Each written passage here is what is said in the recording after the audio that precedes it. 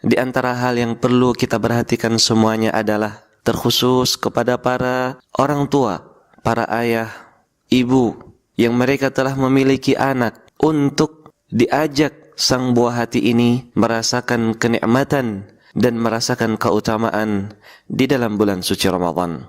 Kalau kita melihat apa yang telah dijelaskan oleh ulama kita terdahulu, kita akan mendapatkan sesuatu yang sangat indah. Al-Imam Al-Khuraqi rahimahullahu ta'ala mengatakan, wa idza kana lil ghulami 10 sinin wa ataqa as-siyama ukhidha bih. Seandainya ada seorang anak yang mereka itu sudah berumur di 10 tahun dan mereka sanggup untuk berpuasa, maka mereka diajak untuk berpuasa. Al-Imam Al-Auza'i rahimahullahu ta'ala juga mengatakan, idza ataqa sawma 3 ayyamin tiba'an la yakhuru fihinna wa la yadh'uf hummila sawma syahri Ramadan. Seandainya ada seorang anak yang dia sanggup untuk berpuasa di 3 hari berturut-turut, tidak lemah, dan mereka sanggup untuk berpuasa, maka mereka diajak untuk berpuasa di bulan suci Ramadan. Al-Imam Ishaq rahimahullahu ta'ala juga mengatakan, idza balagha 12 ahabba an yukallafa as-sawm lil'adah. Seandainya ada seorang anak